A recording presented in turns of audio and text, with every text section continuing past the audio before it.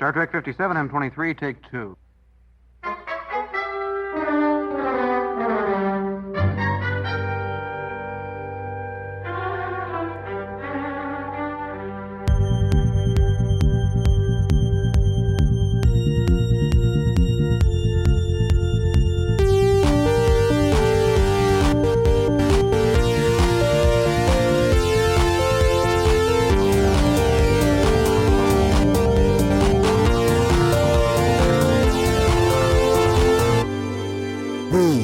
Star Trek Podcast. Computer! Don't! Or what? You'll kill me? If you call for the exit, you might kill Sisko and the others, and I am not prepared to risk that. I'm afraid I don't believe you'll pull that trigger. I wouldn't be so sure about that. It's time to face reality, Doctor. You're a man who dreams of being a hero because you know deep down that you're not. I'm no hero either, but I do know how to make a choice. And I'm choosing to save myself. Computer, show me the mechanism. Oh! I ate the cheeses and now I ate a couple gummy bears. Chomping on the Once I eat the gummy bears, I'm good. I'm done. I'm good. Once these get chewed up, No. we're good to go. Is that a fact? It's brass tacks time. I mean, we could go right now. You guys can go. I'm just finishing these gummy bears. All right, let's I'm all about podcasting. We'll start without Patrick. I'm just eating some gummy bears. So, welcome to the podcast. This is the Star Trek podcast. Our man Bashir is what we're watching. This is like, we're on some high up there episodes and we're going to talk about it. And What are you talking about? It was like 4th season, buddy. Season 4. well, I Smack meant, dab right in the fucking middle. I meant our podcast, though. We're the personal the personal count. Yeah, it's number 103. Did you know that? 103. Did you know that TNG and Voyager? Everyone knows that TNG and Voyager had 7 seasons, but do you know how I thought many? you were going to say that they had sex together. Yeah, they had sex together. They wish. All 7 seasons. They wanted to. But do you know how many seasons DS9 had? Yeah, 7 seasons. Everybody knows that. Come on. That was like why it was so shocking when All those Enterprise did. was canceled after Yeah. 4 seasons because we're like, no, it was 3 seasons and then it was for 7 seasons and then 7 seasons and then 7 seasons Well, and then 4 seasons. Come on, that doesn't even fit the pattern. Cancel it after 3 or let it go to 7. yeah, it was 3 was the TOS. 3 was TOS. How TOS was was 2 seasons canceled, brought 2, back. and then like a third. What then was a third, and but then canceled TAS again. was only like 1 Whack-ass season. TAS was 2 seasons. The first season had 16 episodes. The second season had 8 episodes, I believe. If it was He-Man, Because animation, you can do whatever the fuck you want. You can just make shit up. You can like, this is a season. This is a fucking season. Here you go. 16 episodes. That's a season. This other show, 50 episodes. That's a season. it's actually not a lot because in relative to Filmations, because they did the TAS, but they also did It He-Man. was not a successful show. He-Man. The He-Man would have It's like like 50 or 50 or 60 episodes a season or something ridiculous. But they were really Exactly. short. Yeah, it was like F-Troop style. Rather short, the He-Mans. Yeah, except He-Man himself. I think He-Man TAS himself. is a little bit longer. He-Man himself was not short though. Not so, yeah. I guess Skeletor looked pretty tall. Skeletor. Skeletor. Eh. Skeletor. That, He-Man. who was the little I was guy? more of a She-Ra guy myself. I found He-Man a bit derivative, if you know what I mean. But She-Ra had some original stuff going for Well, it. yeah, it was different. Oh, what are we talking about this week anyway? Our man Bashir. Our man Bashir. Deep Space Our Nine. man Bashir.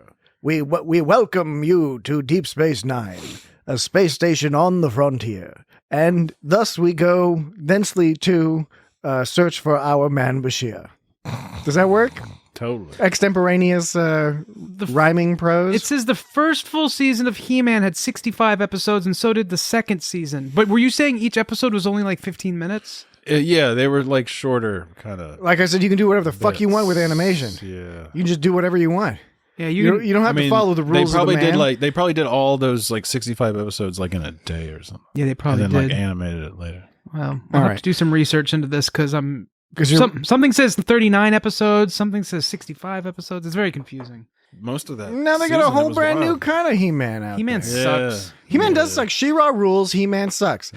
Gem and the Gemsters. What was it called? Gem and the Barbie and the Gem Rockers. and the Argonauts. Gem and the Diamond Mephisto. That show was Diamond weird, Mephisto. Gem and the it was not Gem and the Argonauts. you've aggravated me. Yes. It was called like Gem and the Gemtastics or something. Gem and the lightning lasers. So many people in our audience are banging their heads against their MP3 players, telephones, or televisions. It was like Gem and the purple lines. Or I something. know, I know this. This is so embarrassing because I watched the fuck out of this show. I watched a lot of Gem. Gem was a good show. JEM, like J period Gem E and the period. hologram. Yeah, what the fuck did I not remember that? Jesus Christ! I was it's close. Like a Star Trek And thing. Gem is spelled with a J. Yeah. which Well, yeah, I knew forgot that. too. In my mind, that's why JEM, Yeah. J You're period cooler than E me. period M period. I was close when I said Gem and the purple lines. That was pretty close. It is really close. It's astoundingly close. Okay, So yeah, Gem, she was a rock star that turned into a superhero, and or it something. make and she used the power of rock. and it's okay to talk about it because this She had is a show about earrings. holograms. She had magical Yeah, earrings. yeah. Gem and the holograms, and this is a show. This episode of Deep Space Nine is about holograms. She rocked. Oh, shit. But I just Gem rocked so hard that she had superhero powers with Yeah. how hard she could and rock. she changed the universe. You know how Bill and Ted changed the world? Yeah, Gem changed the fucking universe. yeah, it's true.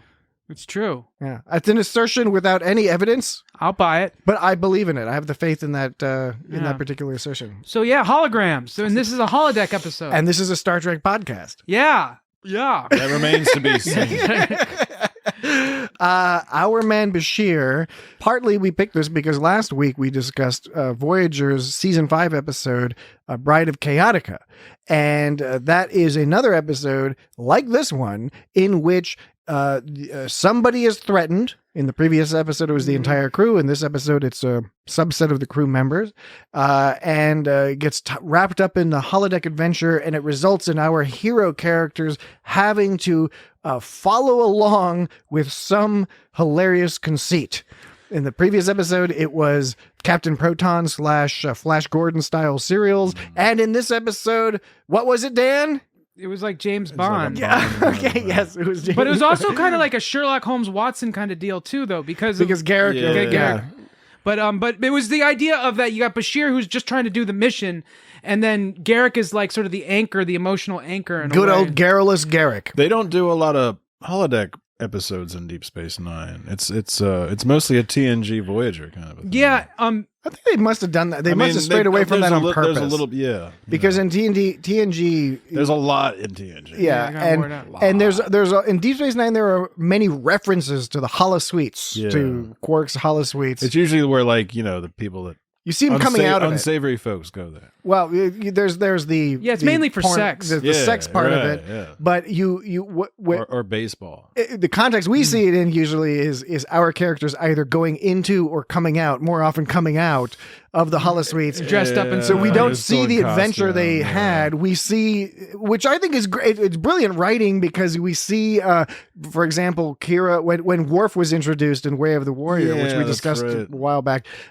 Kira and Dax come out and they're dressed as like Yeah. princesses. Yeah, and they're right. having some argument, and so we get to imagine this nebulous adventure that they had without seeing it, and then it's not. That's what we normally are dealing with. I on Deep saw Space Nine. one that was like it was Bashir and O'Brien, and they were coming out of like some kind of Battle of Britain. Yeah.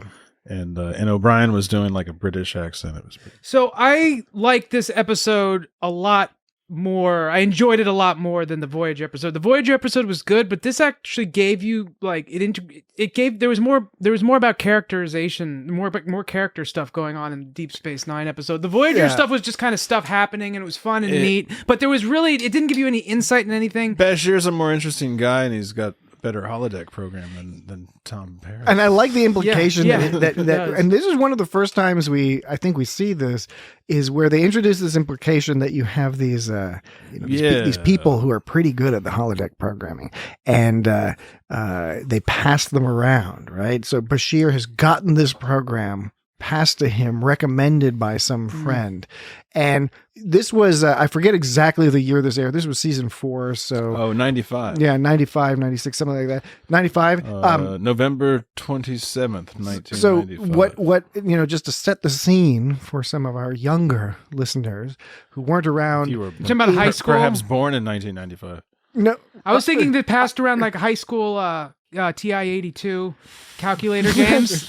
See, that's honestly even nerdier than what I was going to say, because I was talking about BBSs. Okay. I was going to talk about the sort of pre-internet BBSs where we, Dan and I each we had our own BBSs back in the day, and people would call up on a modem. There was no internet. You called up using a modem, person at a time, and transfer files and games. If you wanted to use internet, you had to use like AOL or Prodigy, and you'd pay by the minute or something. Or you could use Errol's Internet or some other local provider. But the point being is that the internet was just now emerging, so a lot of people are using these BBSs.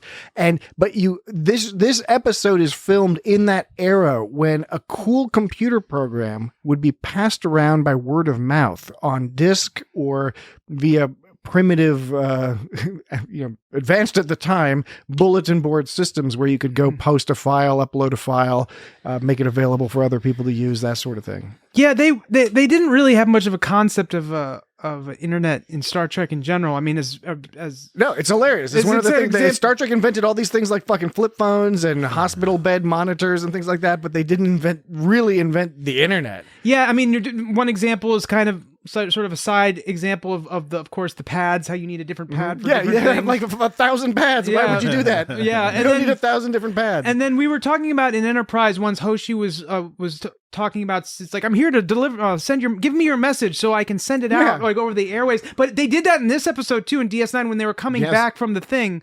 There was some, I can't remember there was some backlog of messages for Sisko. Yeah, to right. Listen to. It's like, why didn't it just come to his phone or something? Like, why is it like, why is I think one of the best examples we see of that, maybe it's hard to do internet in space. Well, it's not about that. It's about they didn't have the conception of the internet yet, because the internet, the internet started way before, we know, ARPANET and all that other jazz. But in terms of the public using the internet in a meaningful way, and certainly the World Wide Web, you're talking the mid-90s when that stuff is first being developed, 93, 94, 95. But in terms of the public, it's not quite there yet. An example that we discussed past tense. Remember when we did a podcast episode on past tense parts 1 and 2 from Deep Space Nine, where they travel back to 2024. And one of the hilarious things is they get so much right, scarily right about, the future, that period of Earth, because, they're like putting all the homeless people into special friendly zones for homeless people, that sort of thing. But they don't have internet. And everyone has these giant consoles that are like built into desks. Yeah. They haven't figured out the portable smartphone big goofy form factor. And they kind of made a side reference to that in the Voyager episode, because Paris was like, I'm back studying how people in the past thought the future was going to be like or something. I don't know if they did that on purpose, but that's kind of like they did. Yeah. And the Bride of Chaotica is a classic episode. It's a great episode. It is a really fun episode. It's enjoyable to watch. But I'm on board with you, Dan, in terms of this episode. For me, is better. It's a little. I said that too. And Jesse also said that. And even down to I like them. It's a better holodeck program. I said that. I like when we start to see the strengths of Rom as well, sort of, and that came through, and how he has his own system of engineering, and everyone and Eddington's like, what the fuck is this shit? But you can tell. And speaking of Eddington, this is before all the shit went down with Eddington. Right. And he joined up with a Maquis. Yeah, well, he was already with the Maquis at this stage, but we just didn't know that yet. So and then if you can get what's his name, Quark, to get off of Rom's back, then Rom comes through. Yes, yeah, and it was cool how he and because Quark wouldn't give Rom the shit he needed, he had to quack. Right, he had to be creative, and so he used a spatula. He's like, it's the same materials as blah blah blah. I think you can see like a colander in there. Or something. You see, there's a couple other things if you stop the frame. Yeah. But I imagine as an engineer, you got it. If someone has those materials available to them and they're able to pull this off, that's pretty respectable. It's like Rom can do some shit, and Rom's badass. And he said and there was a part where they were no when Eddington was worried about about the setup or something, and Rom was just like, well, it's the best I can do. And he like, there was no insecurity there. It was just like, it's almost like Rom saying, I know my shit. I can't do this. I'm secure enough with my ability that it's the best I can do. I'm not going to make any excuses. I'm not going to be like, sorry. It's like, this is, if you can do any better, fucking go and try. Rom is so nice, and that's about as close as you'll get to having Rom just say, like, fuck you, man. Yeah. It's the best I can do. Look at this shit. Yeah, right. What am I supposed to do? Yeah, exactly. These are private holosuites. These are not Federation caliber holodecks on a Galaxy class starship. It's not even on an Intrepid class starship. These are privately owned holosuites that Quark relies on for business, yet also will not invest in upgrading and appropriate repair materials, etc. Right, and so he was talking about how they had to spend an extra hour fixing the holosuite because he's like, they weren't made to interface with Starfleet, which that makes sense. But somehow it's a Cardassian station. Were they Cardassian holodecks? I don't think so. Well, I mean, they're private holodecks installed into a Cardassian station. Quark probably bought them from whatever the equivalent to... It's a Cardassian computer. Sony or Yamaha or whatever. That point aside... RCA...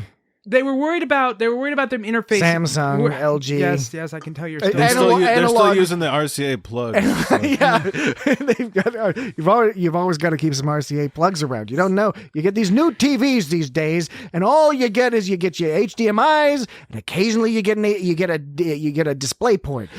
You don't get enough RGB connectors. I'm fine without the coax. Okay, we got to let that go. All that aside, my point that is the interface of the holosuite into the Cardassian station. Now they've got to interface it with Federation technology. Yeah, and so that makes to save the lives of the crew. Yes, we didn't explicitly state that. Okay, most of the main characters. But we know this from watching the fucking episode. I know, and we know the audience has watched the episode before. But there are here's the deal. No, just it's a quick aside. Jesus we've got Christ.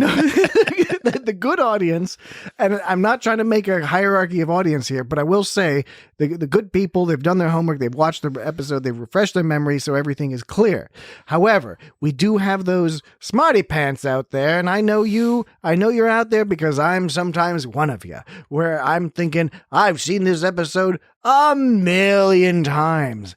I know there's some of those people out there, so I don't want them to be embarrassed. And so if we occasionally provide additional context of where we are in the episode, then we avoid embarrassing our overconfident listeners. I mean, if you want to sell out, that's fine, you know.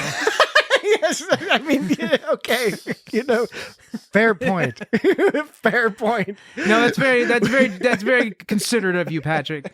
All jokes aside, I don't like boxing people into embarrassing corners because some people, they don't necessarily respond so well to that. Yeah, and sometimes people are looking for a reason to tear someone else down unnecessarily. It's like, oh, you didn't know that one thing. You must not really be a fan. You didn't know that one thing. You didn't know that one thing. You suck. You suck. Suck. It's honestly. Oh, it doesn't matter because you didn't know that one thing. I do. It is somewhat hilarious. Okay, so to pull the curtain back, if once you are on a podcast that has a certain level of popularity, you'll start getting trolls coming after you. But it's quite hilarious when they post ridiculous statements and they often get a factual error in the statement. Now, I don't have a problem with people having factual errors. How the fuck are you going to know every single thing about Star Trek at all? I mean, we've been watching since we were kids, and that's a very long time ago. No one can know everything. But you got to refresh your memories and stuff like that. But it's so funny when somebody critiques you, and in the critique gets some very basic fact wrong because they didn't watch an episode of Enterprise or they didn't watch an episode of TAS or something, and they think they're hardcore lore masters, but they're not. Yeah, and then especially when they word it all snarky, it's like, next time you try to talk about a subject, make sure you know what the fuck you're talking about.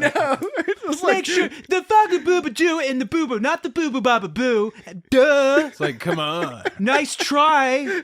Meanwhile, I guess anyone can get up there and suck and not know shit. Meanwhile, they're the ones that not only spend an hour and a half listening to some terrible bullshit, but then took time out of their day to compose and no doubt recompose and edit comments on the internet. But we do welcome comments, positive and negative. But the negative comments, I respect negative comments when they're factually accurate, which does happen. And you don't have to be a dick about it. You don't have to be. Nobody has to be a dick. You don't have to like try to use this as an opportunity to get ahead in the F1 racing track of life. I'll give you an example. I'll give you an example of somebody. It was nice, but this is not. I'm not denigrating this person, but we posted some dossiers, right? Some dossiers, however you prefer to pronounce it. Pronunciate it. Of the characters, the various characters involved in this story are our man Bashir, which I do promise we are going to be talking about. Mm-hmm. And I've been trying to make this point for the past 15 minutes. Exactly, and Dan's he's getting there. And but what happened was, I posted these all over the social medias, and these were meant to be humorous. It's up to you whether or not they were humorous or not. But one of the humorous elements was that for Julian Bashir, I listed his name as Julian quotation marks Jules Bashir, but Jules was spelled as in the, like emeralds and diamonds, Jules, as opposed to Jules. Where are the diamonds? Short for Julian. What's this from? Where are the diamonds? I don't know. A Fish Called Wanda. Oh yes, it is. Yes, that's a great movie. But we got a comment on Facebook where somebody said, I don't believe it's spelled Jules. I believe it's spelled Jules, which is short for Julian. And then somebody else responded saying like, yeah, I think it was meant to be a joke. And then I responded, yes, it was meant to be a joke. And then that first person responded from like, they linked to Memory Alpha with Julian's, Jules Bashir. And I was like, I don't understand how this is not clear that this was a joke. It's in quotation marks and it's a homophone. And you were goofing on everybody else's. I was goofing on everybody else. Yeah. I mean, I said that the character Honey Bear was good. Her favorite hobby was she's all that.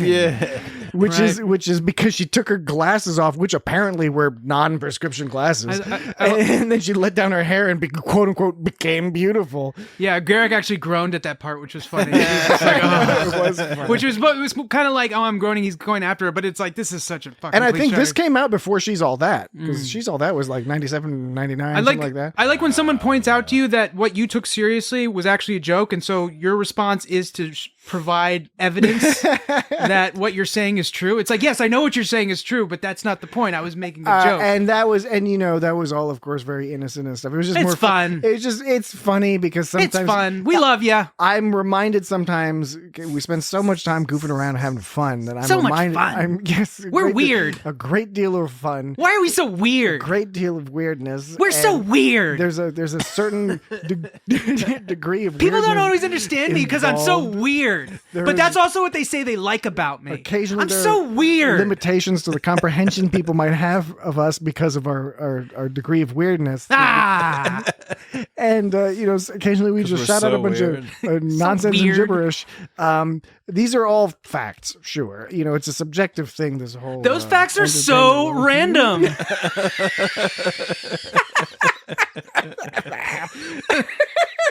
Okay. Our man Bashir has got a hologram. It's got holograms. It's got holograms. It's just got some holograms. It's got like a bunch of holograms.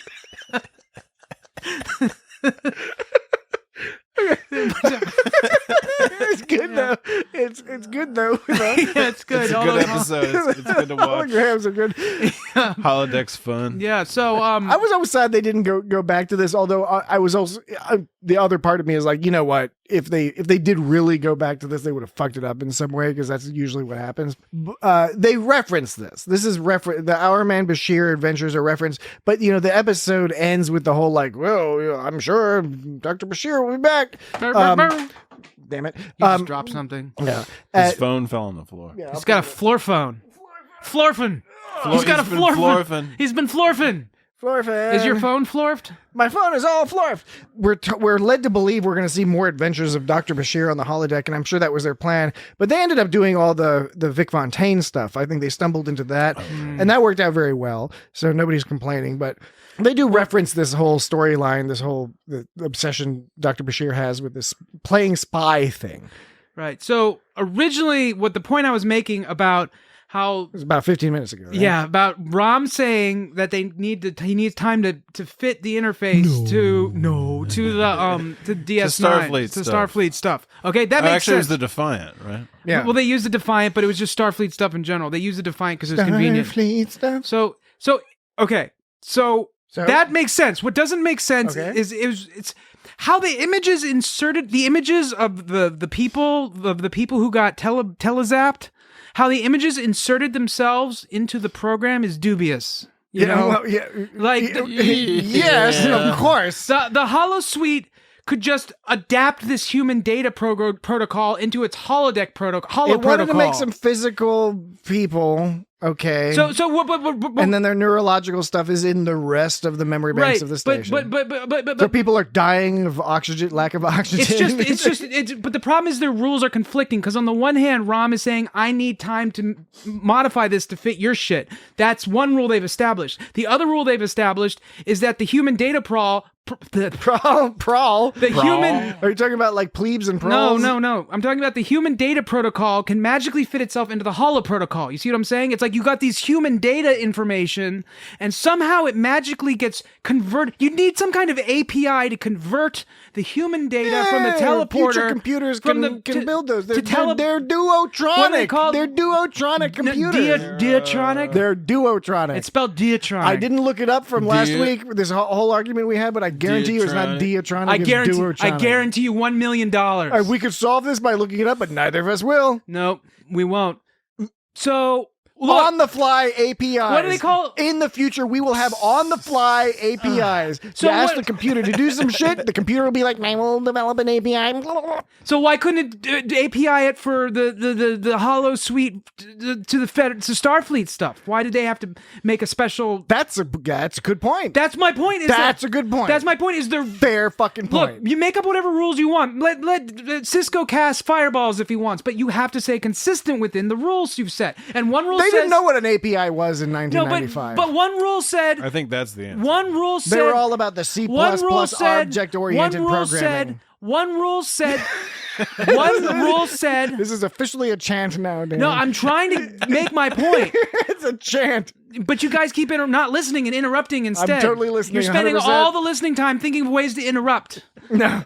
They're not thinking of ways. They're coming to us. Rom improvisational interruption. Rom has to specifically modify his equipment to fit Starfleet's equipment, but the human data doesn't need to. Nobody has to specifically modify the human data to fit in the holosuite. You made me think of a human version of data.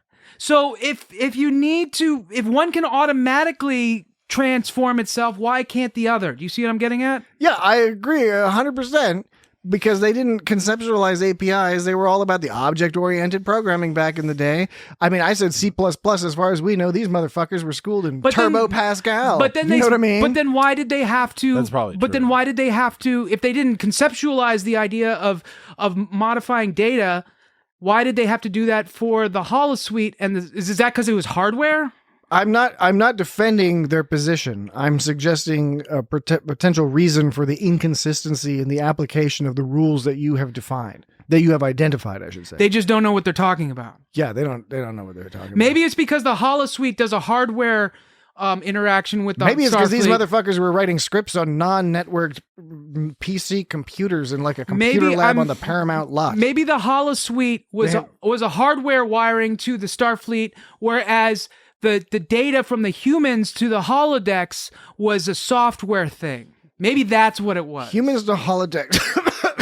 From humans to holodecks. From humans to holodecks sounds like a great, a philosophical book. Transporter buffer information to holosuite information. See, it works for me in the context of Star Trek because it's like, sure, why not? You know, they shunted something. They shunted a thing. They went through the isolinear core and flip-flopped onto B-blops, and it's like the computer was like, I can put this shit here and I can put that shit there. And the reason why, of course, it's a suspension. Then why can't they do that when you interface the holosuite with the Starfleet equipment? We won't belabor the point that it requires a suspension of disbelief. Okay. But it requires a relatively standard Star Trek-style suspension of disbelief in that the plot required that we have our actors act as goofy versions of themselves. So they Yeah. had to separate the neural from the physical. Right. But the physical, it's clever So- in that sense. so- I respect it for being clever in that sense. And I'll say that the way they handle it after that is mostly all right. Like, it's true. You don't want to shut this thing down because you don't know what's going to happen. Like, you've got this unstable data that the whole program could crash. Now it. you're making me think of like unstable data, like in lore. or like in like a fistful of datas. So they Oh, don't. yeah. So when they're talking about like we don't want to shut this program down, we don't know what's going to happen. That makes sense because you don't know this whole program could crash at any second. You know, they don't know that this fucked up weird program that's using weird transporter buffer data in its holosuite, we don't know that's not going to crash at any moment. So that made sense. It's like, we don't want to fuck with this. Yeah. But what didn't make sense, They'd have to make new bodies for all those characters because they'd still have all their mind data, but they wouldn't have, Their they wouldn't have mind their body data. data. so could they make a new body in the holodeck and then use the transporter to transport those holodeck No. bodies? No. The replicator. Yeah, holodeck ain't going to be making a fresh body. I mean, Yeah. Replicator. Otherwise, you know, What also 3D did, printing? No, I 3D printing. That's the way. 3D printing. That's basically what the Prodigy has, right? Or the Prodigy, the Soul Star. Yeah, I mean, and retroactively, Prodigy introduced the idea of replicating shuttles, which would actually retroactively make Voyager make a lot more sense because they seem to go through a lot of shuttles. Yeah, they do. Okay, so that was pretty good. The only problem then I had was that the idea that if you get killed in the holodeck, you get killed in real life. Not talking about the that's safety. nothing new. That's nothing No, new, but buddy. I'm not talking about the safety protocols being off. I'm talking about if transporter buffer Kira well, or yeah. O'Brien, they were going to kill O'Brien. If your pattern's in there, that's where your pattern's being But saved. they were saying when you get killed, you get deleted. No, you don't. Why would you get deleted that's if you get killed? That's a good point because your corpse would just be there. Yeah. Do you think it would simulate your corpse rotting? Like if a holodeck character shot dead, would I it guess- simulate the rotting and the putrefaction of their corpse? It depends on how you wrote it, If the I guess. character dies in the story of the character's data isn't erased, they're Right. still in the program. Right. What if the person Right. wanted to say, "Computer, go back 5 minutes"? Right, You know, something. exactly. You know, or reset program. Like it's not going to erase. Maybe they have some special technique where they momentarily erase it and bring it back, but that's stupid. They don't say anything. Yeah, so I agree. stupid. That's ludicrous. Yeah. So. But again, 1995. Maybe that's how Yeah. Bashir made his program. people were thinking crazy things in 1995. I mean, it all served the purpose of giving the episode stakes. That's basically all it was for, and that's Snakes? fine. Some delicious steaks, Oh, steaks. snakes on a steak. Steak. Have you had Skates. snake steak? No. Snake steak's pretty good. Sounds like something I want to eat. Yeah, it's just diced. They just cut up snakes and Cut them up. cook them up. It's not really like a steak. Is it like an eel? It's like a better tasting. Did you eel. eat better, Did you eat the shit out of it? I don't. I They think clean the I think shit out before they I think feed they it. gut They it. feed They it gut to it and clean it. Some people won't eat the shrimp when it's got the poop vein in it. Yeah, it's fine. I don't The care. poop vein's I don't fine. care. I don't Yeah, care about I'm not, shrimp. I'm not poop. that picky about Shrimp it. poop is not something that concerns me. Some people like the crab mustard. It's That's so a little more alien. intense. That's a little weirder. Not Yeah. into the crab It's mustard. Not the worst. yeah, I don't that have a- tastes weird. I don't have a problem with anybody who is into the crab mustard or into anything. Or there's like lobster. into whatever you there's want. lobster Be free. gut mustard too. Lobster mustard. I just like that lobster meat. Yeah, that's what you really want. You don't need to. If you want to eat the gut, the goo, and the brains or whatever. So the way that Garak got put into this episode was a little like forced. He just decided to Crashing the holodeck program. They just wanted to see Garrick's Garak crashing in the a tuxedo. holodeck program. Well, I like that Garak was in the episode. I think he added without him it wouldn't be the Garrick was the same jealous. episode. He was fucking lonely. What do you think he was lonely? He said he was fucking lonely. He's always lonely. He that guy. pointed out. He said Julian, Jules, Dr. Julian Bashir, Julian Jules Bashir. He said, ever since you've got this fucking program, you have not been coming to having lunch with me. And Yeah. Garak is trying to tell Julian, he's like, you got to fucking understand how important it is. What do those people eat? that You and I have fucking goddamn lunch. Yeah. They're eating Hasperat and drinking Raktaginas. What is Hasperat? It's Is some it sort of horseradish? Bajoran stew. Oh, of it's some a sort. stew. So is that an example of them just being really good pals? That is an example of them having a mildly homoerotic relationship. See, that's what I was thinking. Now that because I'd never thought about That that. was stifled It's like by a talking sort of eroticism. Right. by Rick Berman and the jackals at Paramount or The jackals. syndicator. Right. So I never put that together before until I think one of you guys mentioned it. And I was like, oh yeah, now I'm watching it differently. Like thinking about that. There's now. definitely Two fancy guys. There is a homoerotic, potentially homosexual, and definitely homosocial Homosocial. Homosociality is those non-sexual, non-erotic relationships between men, often that are the types of relationships that help gird the male patriarchy. Right, there's homosocial relationships, like the rituals and the attitudes, like you're hanging out and you give the guy the job, because you know him, or you know him from the Moose Lodge or whatever. Moose That's Lodge. that sort of shit. The Or like fuselage. you make agreements. You know him from the Muselix. You're like, we make an agreement that we're not going to sleep with each other's wives. That's like some sort of homosocial arrangement that maintains the patriarchy. So you don't think there was anything deeper than it was just kind of a plot device to get Garak to come in there? I honestly, no, I think it was deeper in the sense that they were really demonstrating that Garak was lonely at the very basic level. If you don't want to read too much into it, you don't have to, but it is very clear that it is Garak is missing his friend. Yeah. Now later in the episode, we see Bashir call Garak out for another thing that may in fact be true. If Garak got wind that this was a spy program, he wanted to check it out. And then he might have wanted to make kind of mock Bashir a little bit, but the main thrust of it is that Garak misses his friend and wants to hang out with him and cherishes his time and his conversations at lunch when they're debating Cardassian versus Earth literature, etc. So Garak's whole tactic to get in there is your classic cop line of questioning, where he goes, why are you so protective? Are you afraid I'll find some humiliating secrets about you? And he's like, no, it's just a fantasy, Garak. I'm not hiding anything, Garak, dude. And Garak Bashir was totally going to fuck that hologram girl. Yeah, and maybe they was jealous. But then Garak, Mona loves it. Then Mona loves it. No, was Mona loves it his valet? His then I think he was going to have sex with her as well. Yeah, and then, but the blonde woman in the beginning. Yes, I can't remember her name. Then Garak, she wasn't named. Then Garak says, "Well, if you've got nothing to hide, then why not let me stay?" That classic question, and it worked.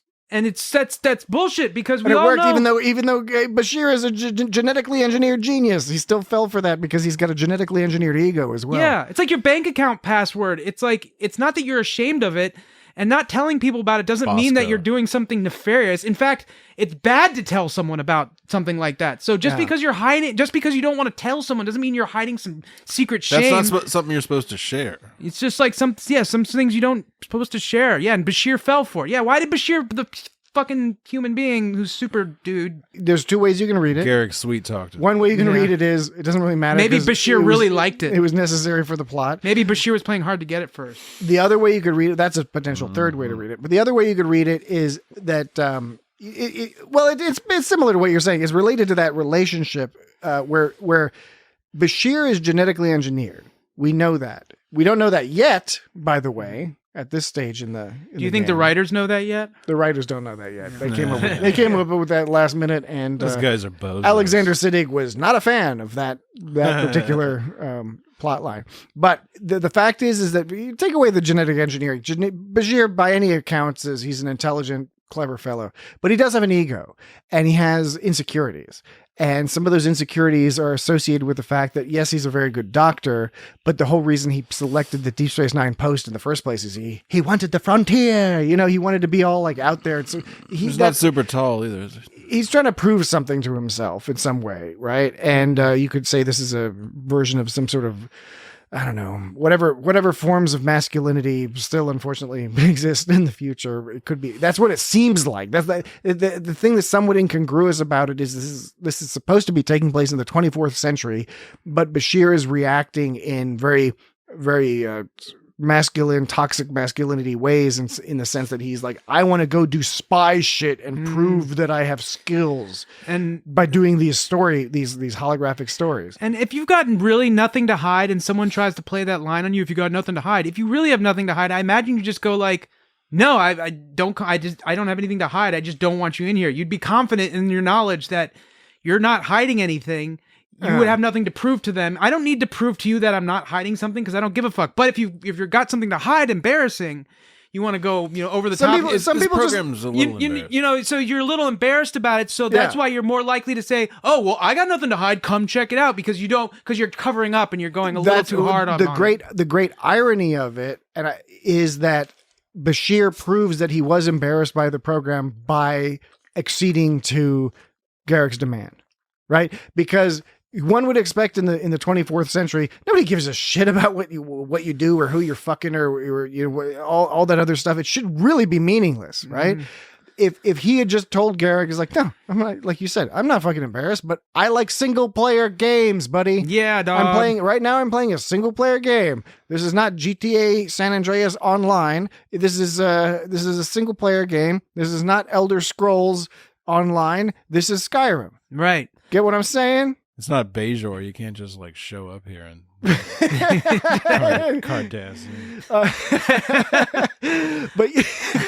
that's right. Yeah, so the thing is, the brilliance, the consistent brilliance of Deep Space Nine is that even though they're doing crazy sci-fi stories and sometimes patently absurd stories, and this kind of is that, the characters still all fit the characterization. Julian Bashir is a highly intelligent, highly skilled, but nevertheless insecure person. And his character arc, a lot of that involves him overcoming some of those insecurities and at the same time realizing that the things he decides to volunteer for are going to change him in ways that he didn't expect, right?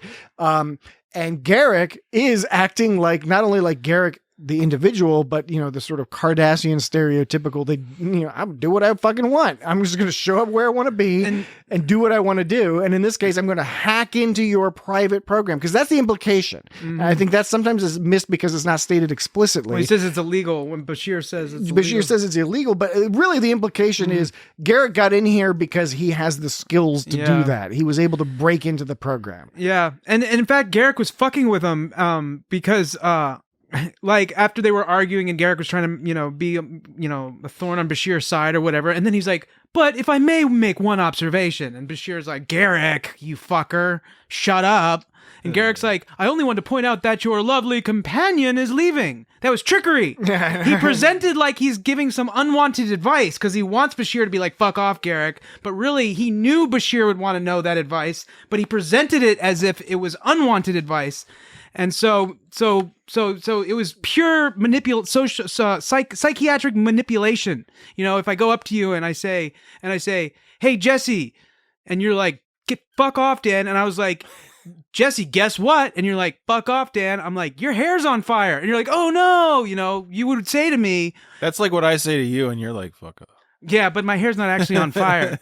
In this case, your hair would be on fire. And after I said that to you, you would say to me, you'd be like, why didn't you tell me that as if you were serious? This still sounds like the roles are reversed here. Well, I want to come out the hero in this situation. So, Bashir, just at one point, Bashir goes, all right, now I have to be at work in 2 hours. I'd like to enjoy myself. So keep quiet and don't rain on my parade. And Garak responds with, parade? That same thing. Yeah, right. Yeah. Parade. He didn't. Like he wasn't familiar with the expression. He didn't understand the idiom. Yeah, he didn't understand the idiom. He didn't fucking understand the idiom. They don't have parades in Cardassian. It is funny. It's such a dumb. It's such a repeated joke in Star Trek of an alien creature or species or race. I don't know, whatever the appropriate term is. An alien sentient person not understanding the idiom. Yeah. And you could be Data, who's not strictly speaking alien. Why would I punch the road? Or like, is that a saying? Right. Hit the road. Oh, hit the road. Why would I strike the ground with my fist? Why would I do that? Why would it be raining cats and dogs? That makes no sense. Oh, are they horribly injured from the fall? Yeah. Due to the terminal velocity it would be chaos. Yeah, it's why you want bugs. They don't have a problem with that. It's raining bugs and dogs. This has nothing to do with not understanding the idiom, but in the episode of the Proton, the Chaotica, Bride of Chaotica, when Captain Proton, when the doctor is talking to that alien, he's like, I'm the president of Earth, and the aliens are like, Earth. And then he's like then he's like something Captain Proton. He's like, Captain Proton. And that happened in that episode. Yeah. But that's different.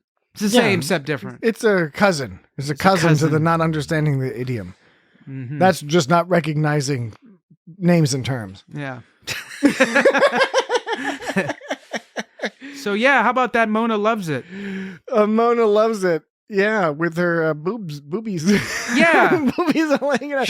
but she better get paid for all of her credentials, like biology, chemistry, and physics. Oh my god! So and she's a valet. You don't get paid if you did. This is that period of the 90s where, first of all, you have Rick Berman, who by all accounts was a misogynistic, creepy motherfucker. So he was all about the sex. Nothing wrong with sex, but it is a problem when it's purely male gaze sex and when it's always about positioning the women in subordinate positions to powerful men. Right? That's boring and ridiculous, and we've had enough of that. And actually, there's a scene later in this that I'm actually obsessed with this scene, but I'm fully aware that it's a male gaze scene. It's when Julian is in that about to play cards with Worf. Yes, so that Baccarat. The Baccarat, and there's this scene. It begins with the go-go dancers. There's that one fella who's just staring. Isn't it the one guy who's just looking at the dancer? Oh, I don't know. I didn't notice that. He's an extra. He's an extra. He's just looking. There's this one guy just staring like, up, and he's just smiling, and the girl is dancing. Yeah. So the music is the worst for that scene.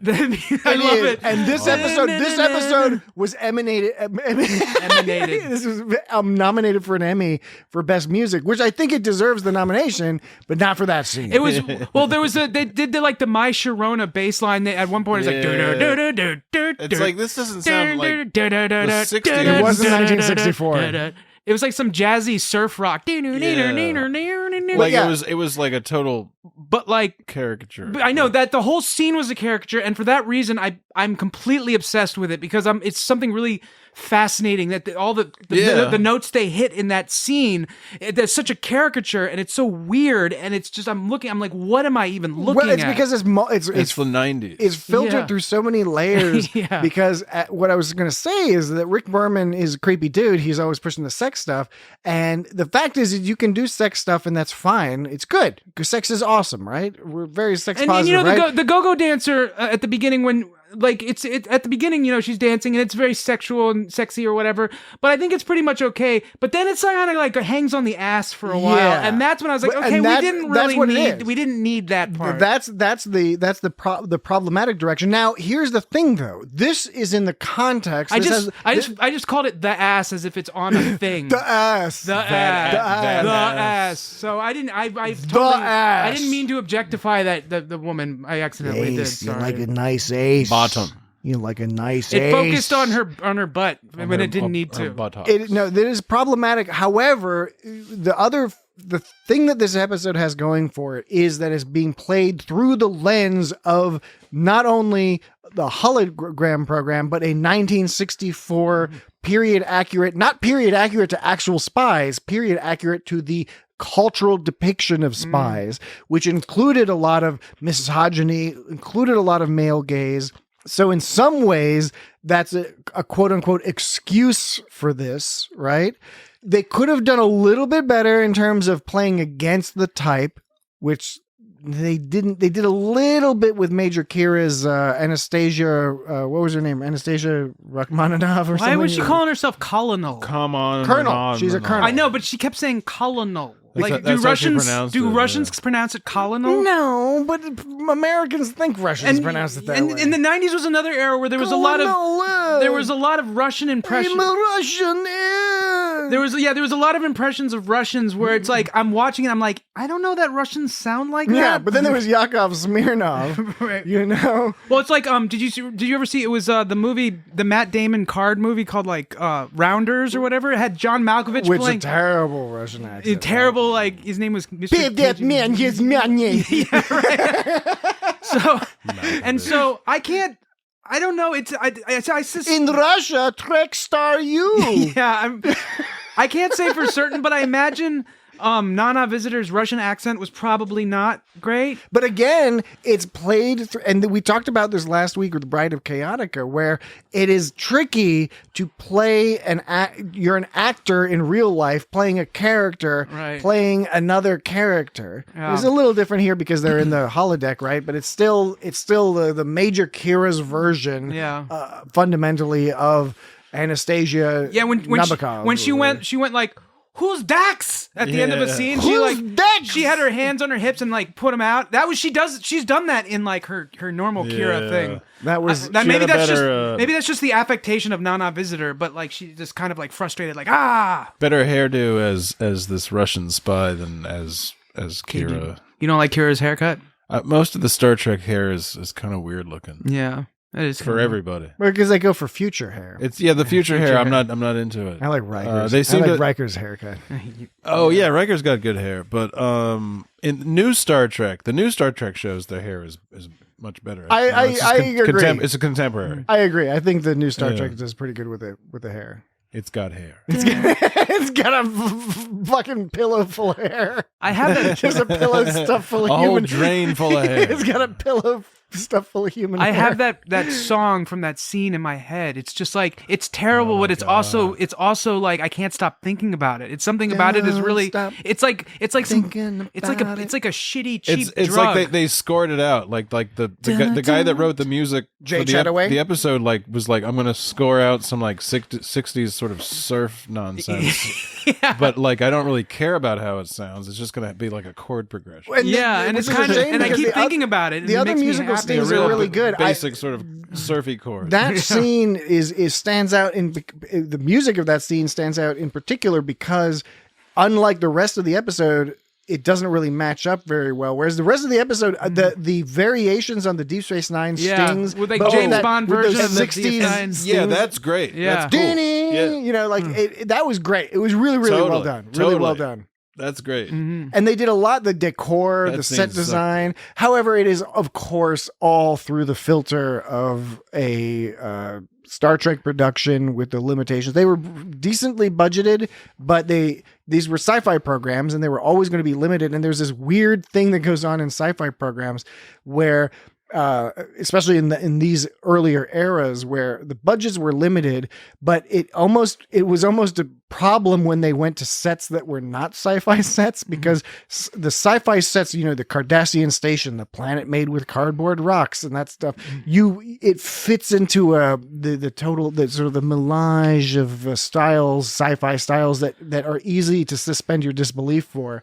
But now when they're doing a set which is, this is an opulent club in Hong Kong or in some fancy city in the south of France, it looked like a set, and it doesn't work, even though it should be easier in some sense, because you know, in theory, if you were filming a movie, you would go film it in Monaco or something. Yeah, because it just looks so unnatural compared to what's like in the future. Who knows what's natural in the future? Like, so it works. The ecosystem of the future elements works, but when they go back into the past, it doesn't necessarily match up so well. I mean, we see some of that in the TOS, like in A Piece of the Action, which is a great episode, and it's got great costumes and great sets. But you can you know that is the back lot of the Desilu of the NBC sets, where it's like, that's the Chicago set, and that's the Chicago car, and those are the outfits for the gangsters, and they picked that at Time Era because they had those costumes already, because they were already filming some other movie or TV show that used those costumes, right?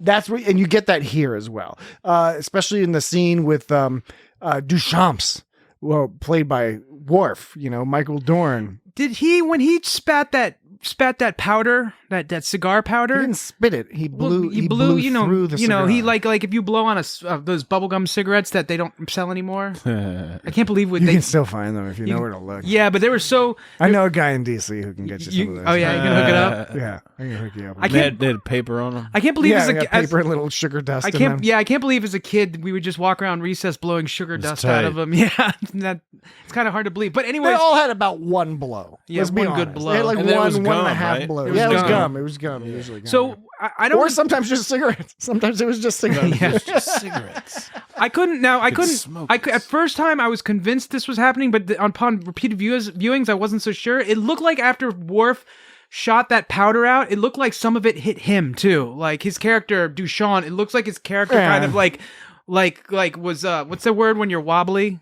Your face. Oh, you think he actually acted as if he was being affected by it? Yeah, I thought you just mean the prop. No. I thought Whammy. He got whammied. He got whammied. He got, he was, in Mortal Kombat when it says finish him and they're all dazed. Yes. I mean, it looked like he, for a second, was acting like he got hit with his own poison. Duchamp did. But then I watched the second time and I watched that scene over and I think I was just imagining things. You were imagining. I was imagining. I said a word wrong. No, I'm not making fun of you. I said a word wrong. You've coined a new phrase, my friend. You've Is it- coined is a it new like- phrase. like- Mamagery. Jason Momoa. It's a memory. Momoa, It's imagination from your memory. It's a collage of memories. A menagerie. A collagerie. A collagerie. The menagerie. Speaking of clothes in the 60s, that was an ugly ass jacket they put on Garak. That was like, And why did they that was choose funny that? because he shows up in a tuxedo and they put him in some fucking And what's- bizarre ass pattern. yeah, and then what's that fucking? There's a term for that effect you get on the TV when you Moire have, pattern. It's called a moire pattern. okay, where it's like where it's all where it looks all flippity, like it's animated colors or something. Yeah, because the algorithms go hippity hoppity and start making everything all wavily woobly. Yeah, exactly. Those are technical It's like terms. it's amazing when people still use that because we're all fully aware that happens, but people choose to put it in shows anyway. It also shows up at different resolutions. So when people were making television programs in the 1990s, they believed they were 1990s. targeting their whatever it was 560 Okay. whatever lines Okay. of resolution. Okay. Okay. You know? 560 No, I years got ago. it. I got it. No, I got it. Didn't Worf's seat look fucking cramped as fuck when they were like on that flight back Say what now? before they got blowed up? Michael yeah, Dorn. It looked like they were all sitting in the same fucking seat. Yeah. Yeah, they filled looked up- like they were in filled a, up that a seat. commercial flight. Of, And like, Michael seat. Dorn's a pilot. He regularly flies around places. Oh, really? If you want to hear some great stories, Is he a jet setter? No, those are people who. Jet setter seems like such an old school term. It is. It is. It's for people from who the ride. 1960s. It's from people who ride jets a lot When because jets they're were rich. new, yeah. Check out Gates McFadden's podcast. She has a podcast where she interviews a lot of Star Trek folks, and her episodes with Michael Dorn are I forget if it was one or I think she did 2 episodes with him.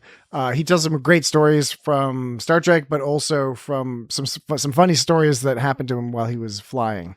I'm still serious. They should make a movie where Dr. Crusher and Worf go back into medieval times and get in Ninja stuff. ninja Samurai business. I mean, you could have that involved too. Pirates. I was thinking more like big broadswords, Jousting. and Yeah. broadswords. But you could mix Middle in, Ages England sort of thing. yeah, but you know what? Mix in some Eastern stuff too. You know, why not? Benedict Cumberbatch. Maybe it's a TV show and they go from time period to time period. That's called and location Quantum to Leap. No. But I don't mean they're not leaping into other people's bodies. Maybe they go to one time period, but then they travel the world. So they go to the Middle Eastern England, then onto mainland Europe, and then through Tsarist Russia, and then they go to the East and meet up with samurai, The East. Shogun. they'll meet up with Robin Hood The and Far Worf East. when then Gates McFadden will go, "I am not a merry woman." Robin Hood is not a historical figure. Yeah, 'cause I got that Robin Hood's TNG. not real. That TNG. King Arthur's not real either. Well, I mean, Well, you know what I'm not. saying. You're the one who said it had to be historical. I'm not saying it has to be historical. Oh. I know you're not saying that, but I am saying. Well, I'm offering my own spin. You're talking about a more we can sort both we can each pitch these ideas to the surreal sort of. They could meet Executives. dinosaur dragons. Yes. Okay. I see. why not just regular dragons or dinosaurs? Why does it have to be a dinosaur dragon? I don't know, because it seemed cool. I mean, it does sound kind of the cool. limit, man. Sky's the limit. Yeah, this guy is the limit. You just got to This set the guy. ground rules. This guy's the limit. The sky. You got to set the ground rules for the sky. You got to set the ground rules for the sky. Miss Mona loves it. I know, right? She can fly a plane. Another male gaze thing, quote unquote, excused by the conceit. Yeah, of the- right. Was she even wearing thing. pants? I couldn't tell. She was wearing a skirt suit, I believe. Short. That is true. It's like, how far can you go with that excuse? It's like, oh, this is how they viewed people in that time. We're just Yeah. trying to make it. It's Rick Berman's excuse to like you be can creepy you about can it. totally do that if you do sufficient countering of that Mm-hmm. through clever plot mechanics, and they do a little bit with Major Kira, or the character she plays with. It's not Nabokov, it's not Romanov. It's Kamamanov.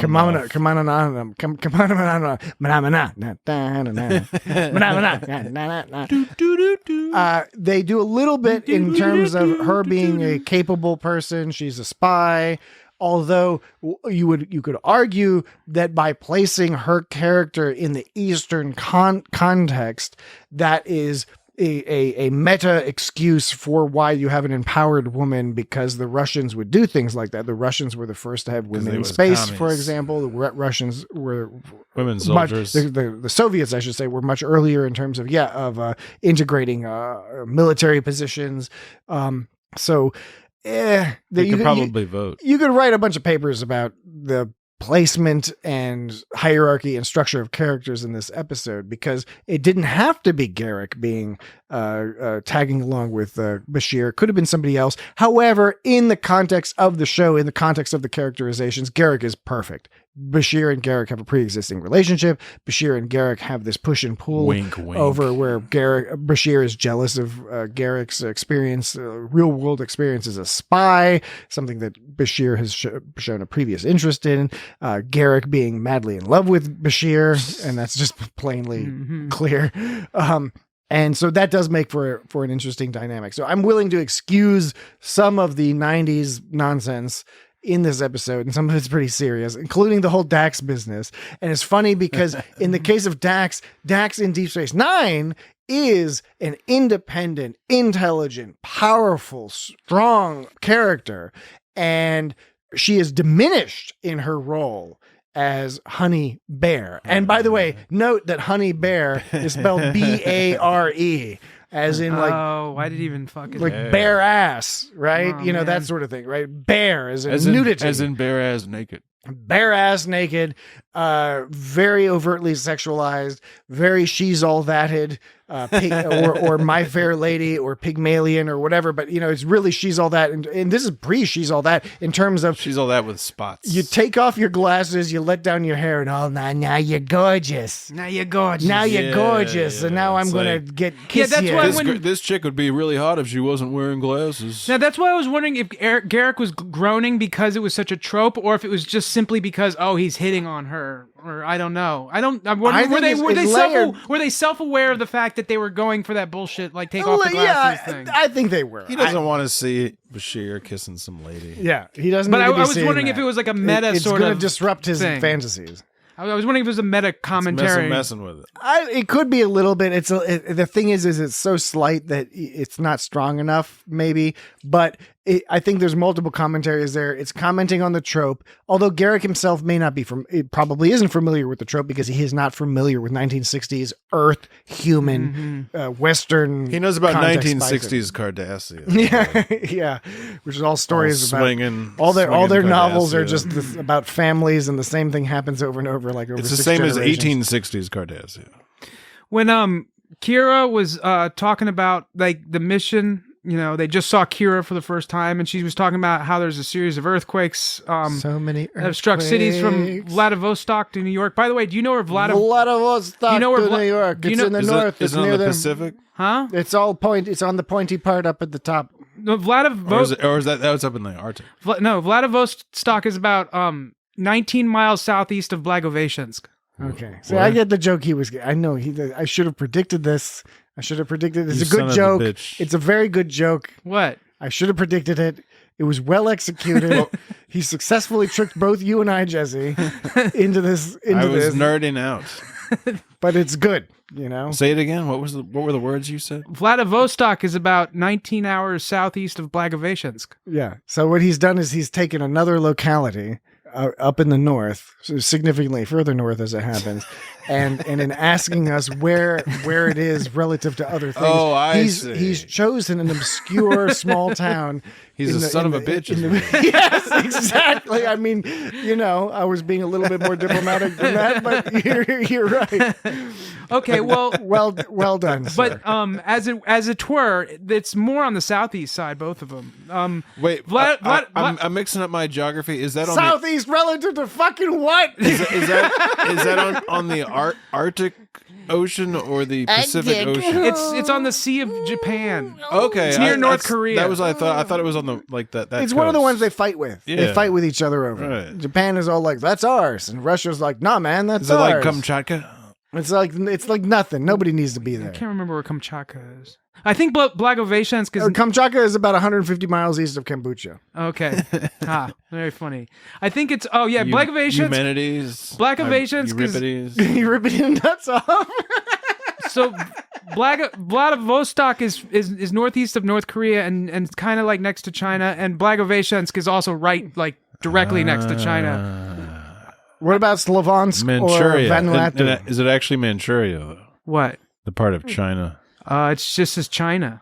Is it Inner Mongolia? Yeah, but you got to remember, Jesse's only a fan of maps that are like pre-1950. Yeah, that's to be like from... He's only familiar with like Indochina, 30, Manchuria. 31, 32. It's near... This guy's always talking about Rhodesia. If you know what I mean? Yeah, This guy's always... Jesse's always on about Rhodesia. I think how we go to... German West Africa. How we go to Tijuana over the weekends in North America. They go... We do? Yeah, they go to China. People in San Antonio. On the weekend, people in Blagoveshchensk go to China to buy like tongue salad and dresses and stuff. I'm not making that up. Someone actually told me that. Our man Bashir. Was that what we were talking about? Right. Once upon a time. Several minutes ago. So yeah, we see this sort of progression of Garak. At first, he's talking to Bashir as if he's teaching him some kind of lesson about life, where he's like, you know, what he says. He doesn't understand the context. The lesson for Garak is that there is real world spycraft, and then there is the context of this fictional construct. That's not a heavy thing they lay down in this episode, but that is part of it, right? Is that Garak is thinking about things in terms of, I'm an actual spy. I know how actual spy shit works, and actual spies do not live in penthouse apartments and fucking because they don't really watch movies on Cardassia, or if they do, it's about like the same old stuff every time. It's not Cardassian literature and and I'm sure their movies are the same. It's all about, you know, 7 generations of a single family, and the exact same thing happens like in repetition. Because like Garak's always talking about how repetition is like the core of like Cardassian literature, and Bashir is always like, that's real fucking boring. Yeah, exactly, reinforcing like a specific whatever the lesson is. So Garak is thinking as a spy, and Bashir is like, that's not what you're supposed to do here. We're in a holodeck program. But now when they find out the safeties are turned off, when they were talking about assassinating or executing O'Brien, and that's when he was like, yo, this is for real now. Yes. But he wasn't seeming that worried yet. He was more like being like, you know, Bashir, one of these days you're going to have to make a choice. One of these days you're going to have to shoot your friend in the fucking back. Yeah, right. And then it kind of, it climaxes with like, what is it? It's Bashir goes, it's my fantasy, trust me. And Garak's like, no, this has gone far enough.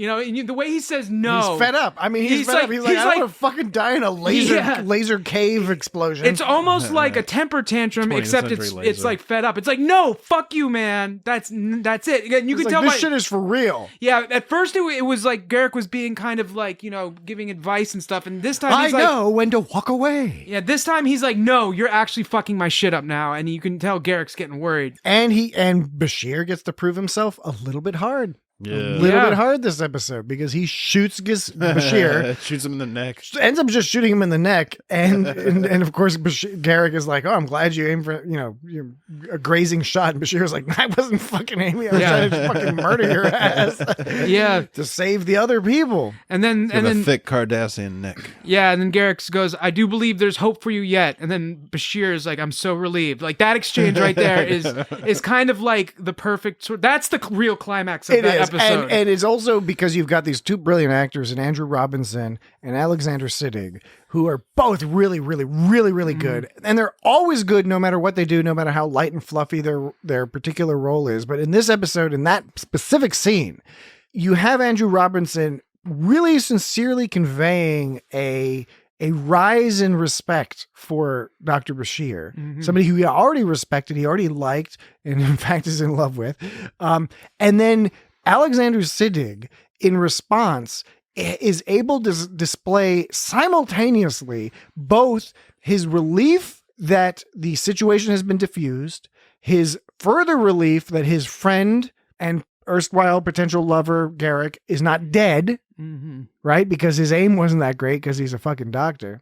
And the exhaustion of just dealing with the situation, right? Like all of that together is expressed in Alexander Siddig's response, you know, in Bashir's response to Garak, where he's just like, fine, fuck, whatever. Let's fucking, can we just go now? Yeah. I've proved my point. You've proved your point, whatever. Let's go. And then Garak, when he says, who am I to question Julian Bashir, secret agent, lead on? Like, that was like, I think I actually laughed out loud there because it's such like an inspiring moment because it's funny, but it's also like Garak truly is like, it's funny how you have to like get deep with someone, get into some deep shit with someone sometimes before they respect you. And it's such a weird concept because people's urge is like, no, I got to be nice to everyone all the time. That way, you know, I'm a good person and they'll respect me. And yes, you don't want to be an asshole, but there are times that people are going to respect you more if you dig back, if you like push back and say, and shoot them in the fucking neck. Yeah. So it's Garak did not protect the neck. So this is why it's a good thing to push all the buttons of a person right when you meet them. This is Dan's, by the way, for new listeners, this is Dan's ongoing theory of social interaction. So he suggests that if you meet a new person, you should aggravate them, disgust them, whatever your particular personality traits are, do it to the extreme to scare away any people who are not able to handle. Well, that's an interesting way of putting it into context. That's how I interpret it. I mean, feel free to correct me if I'm incorrect. Well, it's not to assert dominance. That's not at all. Not at I all. agree. That's not. It's not just a dominance. It's just to find their limit. If you reach that limit, it's a filtering mechanism. You know how far to take it when you reach that limit. If you show respect after that person, you know, if someone comes up to you and they like, let's say I come up to a new person, I push all their buttons. Okay, I'll play the new person. I'm the new person. Hi, Dan. My name's Daryl. How are you doing? Don't fucking talk to me like that. Okay. Daryl. Okay. You seem like a fun guy. What are your hobbies? You know, I like doing cool stuff. Do you like doing cool stuff? He likes to frown a lot. Dan did teach me how to frown, and he's a smiley guy, but he taught me how to frown. I didn't know how to work those muscles before, but in high school, he showed me which muscles to use in order to frown. It's really so. It's not something that I will instigate. It's if they instigate me first. If they say something simple like, "Hey, can you go pick that up?" or something like that, that's when you go. Why don't you go fuck yourself, you piece of shit? Yeah. You say like, if they ask you in a disrespectful tone, you can just say, "You fucking pick it up" or something like that. I think it's always a disrespectful tone. Yeah. If somebody's trying to assert their dominance, you just push it. You don't just defend against it. You push back and you take something seemingly meaningless and turn it into a big deal. Seemingly meaningless sounds like a great name for an album. Yeah, seemingly not a band name, but an album name for real. Yeah, not many people come up with album names. They usually use band names. So basically, if you show respect if you push that person's buttons and they're super pissed off of you, if I do that to you, if then after I piss you off, I show you respect, then you're more likely to respect me. You see what I'm saying? Because like from your perspective, you're like, this guy's fucking pushing my buttons, and I'm yelling at him now, and like, oh, he's showing me respect. I expected that I would yell at him and he would yell at me, and we just start yelling at each other. But no, he immediately showed respect, kind of like, so you tend to respect each other more if you come back from that situation alive. You know what I mean? Otherwise, you just part ways, and it's better to find out now than like 5 years down the road, right? So why put this shit off for 5 years down the road? Why waste time on that relationship? I think it's important. It's like getting into a small, intense, like romantic relationship with somebody for about 5 minutes. Without the sex. I think or the love. It's important to point out that both myself, Patrick, and Jesse over here, we have survived this particular filter with Dan. Many have not. There is a stream of bodies in the wake of Dan. But we have plate of pickles. We have survived, and that's part of what makes this podcast so great. Is that Dan is not immediately going to murder us? It's like Sparta training for to be a Spartan or something. Yeah. This is Sparta. Yeah. This is Farta. That's what I call it. It's gladiator training. I'm not Sparta. I'm Farta. Yeah. Farta after eating all those Squirta. So Squirtle. We do need to. Yeah. We do need to start wrapping up. We totally should. Things soon, but you said but. A couple where- key points. that's where We poop comes talked from. about Honey Bear. There's not much to talk about there with Dax. I mean, Dr. overly. Noah. It was funny. It was overly sexualized. Yeah, we'll get to Dr. Noah in a second. Nabokov, Romanov, Kamanov. Did you notice Worf's cigar? The Merriweather. Worf had a yellow. The yellow label meant it was a good cigar. The red label meant it was a bad Yeah, cigar. and he also really gripped those. He was not good at lighting those cigars. He was all like furiously lighting the cigar and like all looking at it and sort of holding it like with his giant hands. Yeah. Klingons don't know how to smoke. Come on. He also wasn't particularly good at Baccarat. So that was also funny. But Worf's character was good. I mean, all these Stick to shooting it's all shit. lightness. It's all lightness and fluffiness. Totally. Like I said, not much with the Dax character. O'Brien's character, the Falcon, was hilarious because Pretty good, because yeah. the joke was that it was a one-note character. Yeah. He's got that bird on his iPad. Cole Meany is always great, but it is again, it's a one-note character. He's not doing much. I like here. how O'Brien was like immediately a dick when they came back from transporting. He's like, "What'd you do to my ship?" Yeah, just like Eddington was worried about that. Right. But yeah, so we must talk about Dr. Noah. Yeah. Which, okay, first let's get it out of the way right at the beginning.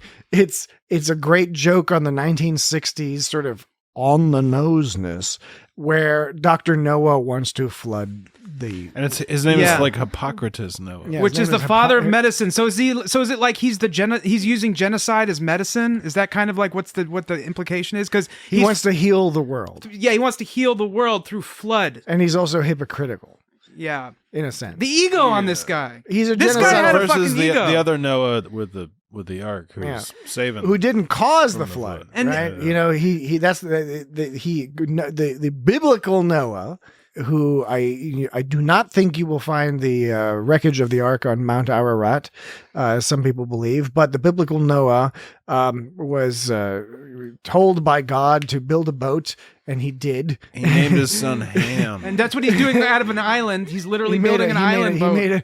There's a joke on the internet where God says, "I want you to build a big fucking boat," and Noah's like, "Do you mean a big, like a really big boat, or a big boat for fucking?" And then God is like, "Why not both?"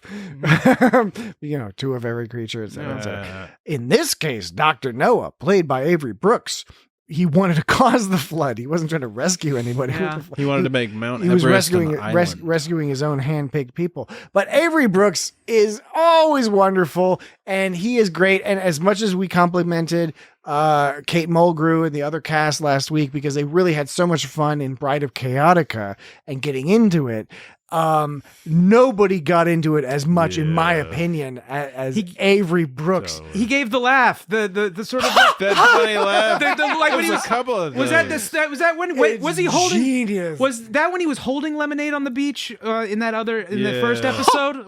I can't remember if he was holding lemonade at the Jennifer. time. Yeah, It was with he's Jennifer. because that's when he's like walking over the hot sun No, in yeah. Emissary, where he's like, ha ha ha ha ha. Well, he just goes ha.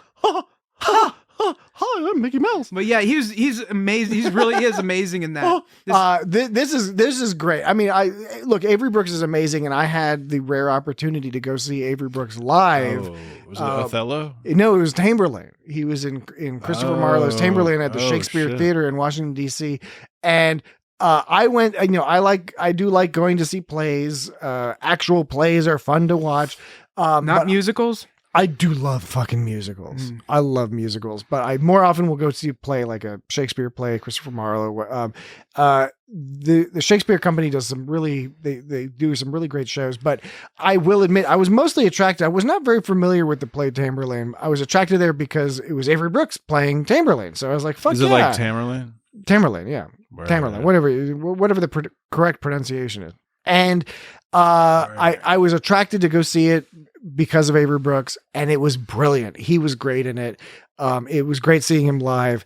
But the main thing about seeing him live is and when you see him in interviews, is Avery Brooks is an interesting fella. Mm-hmm. He's a fascinating guy, and he really takes on these roles, and more than any of the other characters, everyone did great. Nana Visitor did great as Kamananov, and because she had the most kind of to do, I think. I do think Michael Dorn did a very good job with Duchamps. Dax didn't have much to do with Honey Bear, but what are you going to do? Colm Meaney was great in what he had. She was she's all that. She was all thatting. Colm Meaney was great, but Avery Brooks really, it's so fun to watch him just inhabit this megalomaniacal, genocidal maniac. I would love to see Avery Brooks today as a James Bond villain. I think he would be wonderful. That'd be good. I think it would be so great. Just have him be this character. Have him be Hippocrates Noah. Have it be this plot line. When Bashir pressed the button, now I guess what they were trying to express is that when he said, I didn't expect it would actually happen, I guess they were trying to say, oh, he wasn't supposed to win because he's the bad guy. But part of it... And it's the way the holodeck program is programmed. And it's like, well, Bashir broke the AI essentially because if he was going to win, it wasn't going to He didn't provide the correct inputs. Yeah, for Bashir, they didn't account for the fact that Bashir might press the button, Exactly. So it's supposed to, as Bashir stated, it's either Honey Bear or Kamananov is supposed to die. But depending, and those are it's a choose your own adventure, but it's got fairly limited endings. Right. So but I also got this feeling from the way he responded to it. Avery Brooks, you make me respond. There's a Michael Jackson joke. What? It was a bit of a non sequitur, I'll admit that, but you said the way, and that triggered the way you make me feel. Okay. The way you make me feel.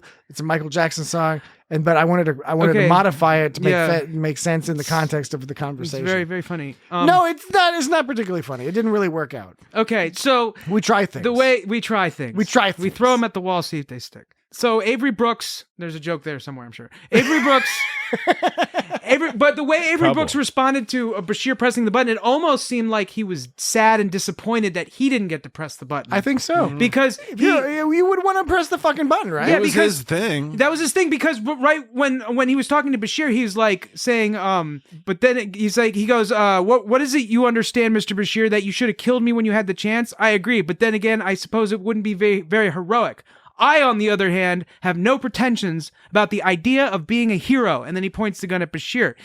He has no pretensions about the idea of being a hero, but he has pretensions of its cousin, which is like narcissism and just like the classic impacting. He wants to be the one to impact. He doesn't want to be thought of as a hero, but he does want to be worshipped. Yes. He wants to be worshipped, but not like a hero. He wants everyone to bow down to him, kind of deal. So that's the idea. If somebody else presses that button for you, it's kind of disappointing. It's like, I wanted to press the button. I agree. I think that what's nice about this is on the one hand, these characters are presented as extremely arch in terms of they're the extremely Noah's Ark. They're the thinnest of archetypes that they're occupying, and that's part of the joke. That's part of the fun.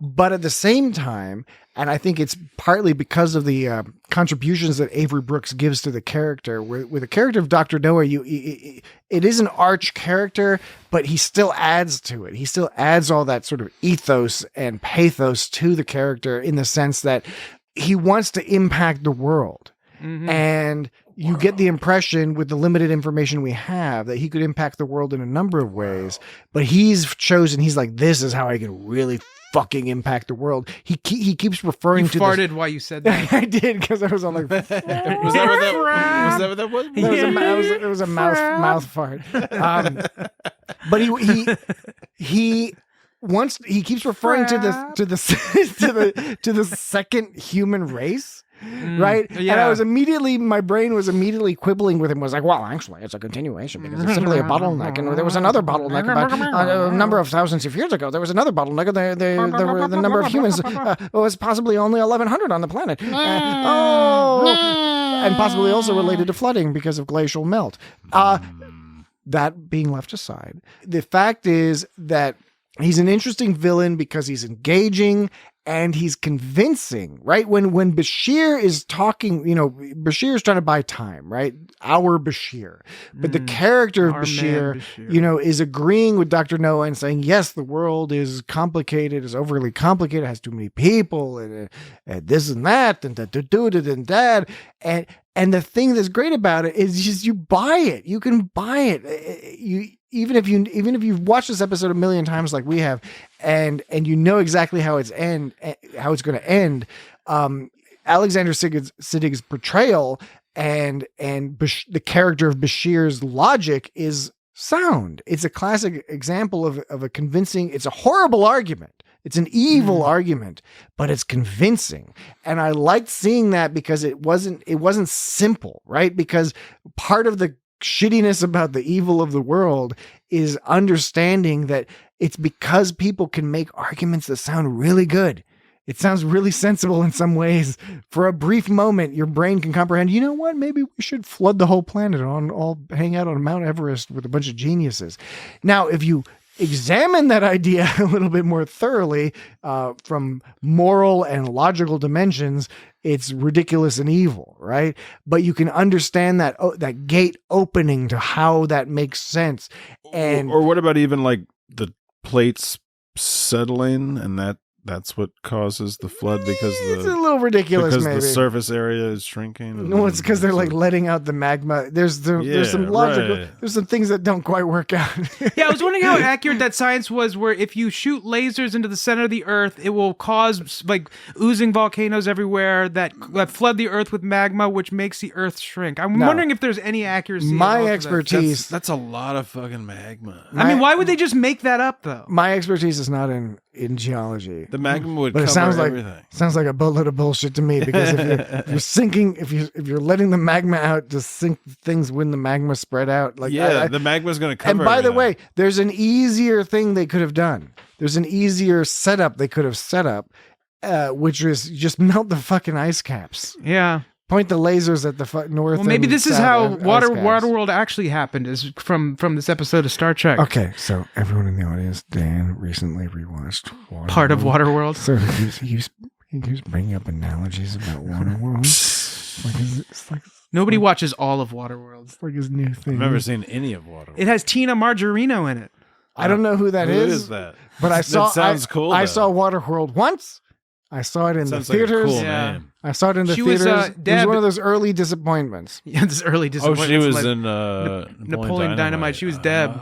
All right. So we agree that Hippocrates Noah, Hippocrates, he no. was creating an ark out of the land island that he was creating by he was shooting. like on fucking Mount by- Everest. by- he built a cabin, a nice big mansion. where was the like a island? retreat. But where was the island paradise going to be? it Was wasn't an island. It Like was the- like just the top of it the was like mountain. top of the mountain was going to Everest. turn into an island, which It becomes an island, which yeah. is his ark, which is his boat. Yeah. and he's called Hippocrates because So he's there's not a boat. It's an island. But I mean, it's the equivalent Yeah, of a it's boat. the equivalent and of he's the- of and an he's ark. Hippocrates because he's He clean- causes the problem instead of like No, trying to. No, solve the it. Hippocrates is the father of medicine. It's like the Yeah, Hippocratic but it's oath. also the term hypocritical. Hippocrates. I thought I think it's a play on words. I think the DS9 writers are Yeah. exceptionally clever and intelligent. It's like hypocrite. I just I took think it. both of those meanings are at play. Yeah, here. I just took it to mean that he's healing man or humankind Yeah. through destruction and, Yeah. and He and- believes and he flooding is. and murder. He believes he is. Yeah. Yeah. Okay. But that's he's assuming that Everest is still going to be taller once the surface area of. He's done the calculations. He's had done his. I hope he's done the fucking. He's had his calculations. boffins at work. His boffins at All work. them boffins. His boffins. Boffing it That's up. that's a UK term for scientist. In America, we call it scientist, but in UK, they call it a boffin. I like when Garak said, I "Kiss, think we call them nerds. kiss the girl, get the key." They never taught me in that. in this scene. Yeah, well, that's because Cardassia's all fucked up. Kiss the girl. Kiss the girl, get the key. They never taught me that in the Obsidian Order. That's a pretty badass. That's the a badass. insidious Yeah. odor. That's an awesome name, the Obsidian Order. Yeah, and kiss the girl, get the I think key. it's better than the Tal Shiar or the Section 31. Oh, absolutely. Like Obsidian Order is like kind of they're Obsidian like the Order is best and cool. most badass. Yeah. Except in Nabrantane kind of. I also took him on the wrong path. I also like the ending where he said, "Indulging in fantasy keeps the mind creative." I think that's a good quote. I think it's solid. Yeah. I think it's a philosophy. good quote. I think Yeah. it's good advice. Yeah. I think all our listeners should go out and do something fantastical today. I thought it was bullshit. And then the next day. I thought it was bullshit when Garak had enough and he was gonna like leave the holosuite.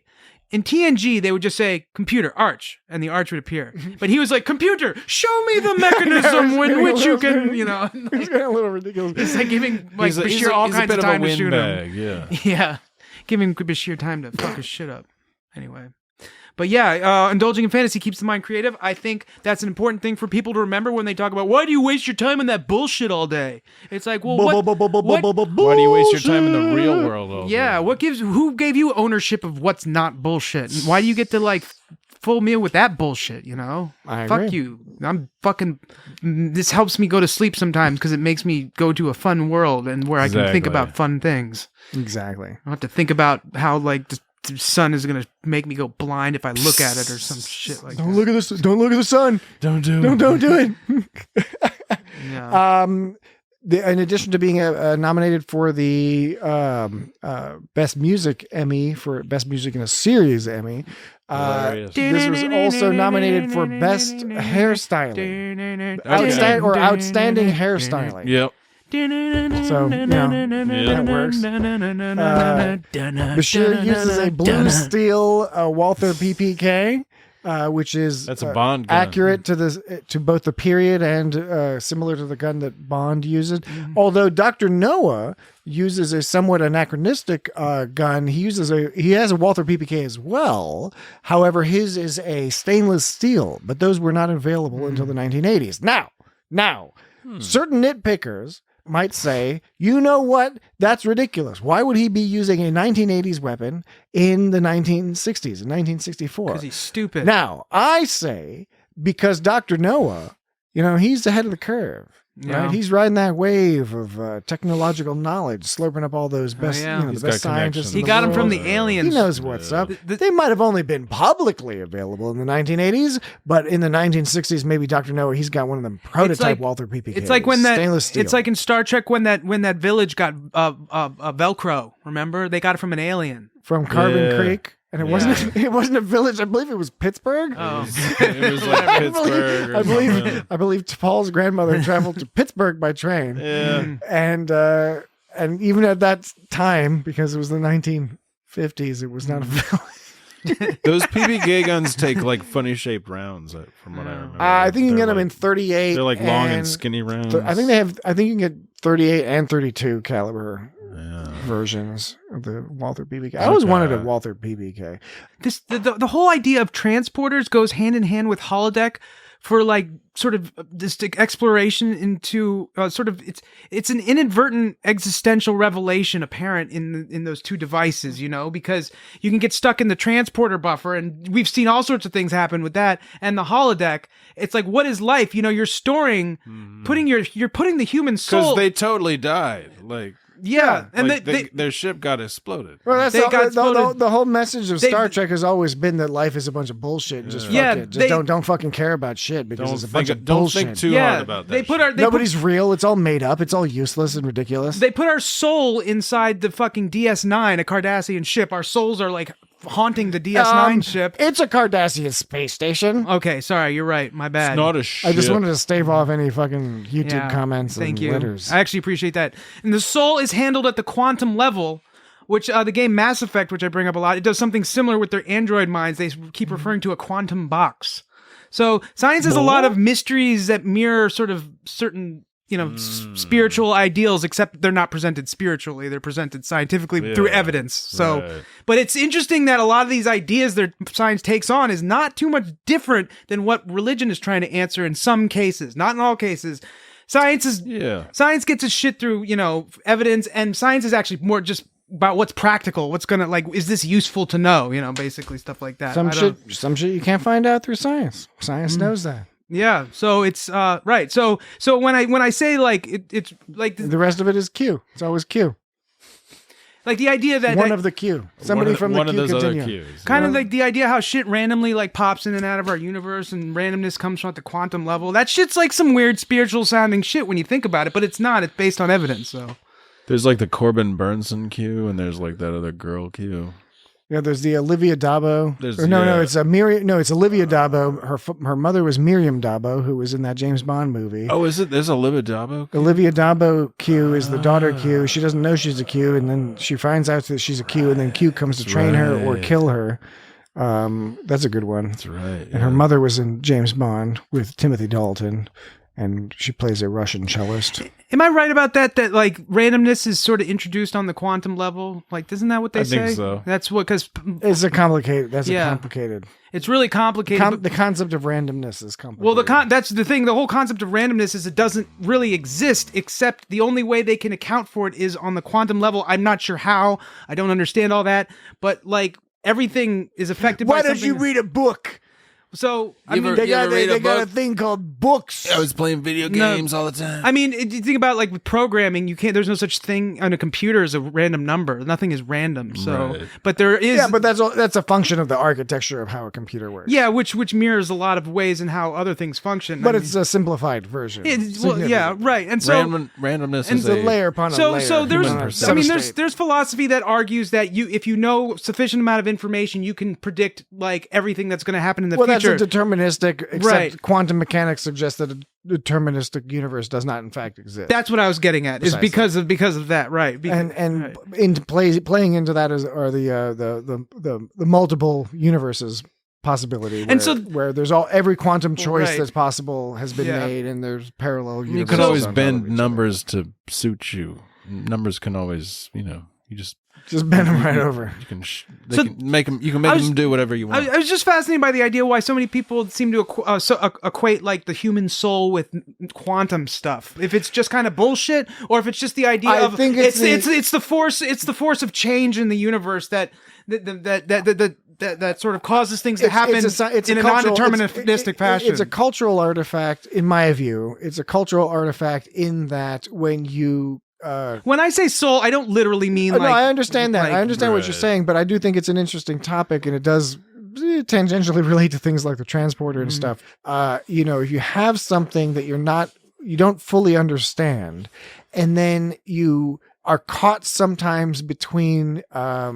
Let's put it another way, right? You see a receding of religion to a certain degree in a lot of areas, but it's being supplanted by things like conspiracy theories or a generic spirituality that is less doctrinistic, but then applies things to pseudoscientific interpretations of things like quantum mechanics, which are very difficult to fully understand in any meaningful way for the layperson, but they appear as an access point for some amount of magic in that I don't understand what that is, so that is the box within which I can now place all the things I don't understand about how life works.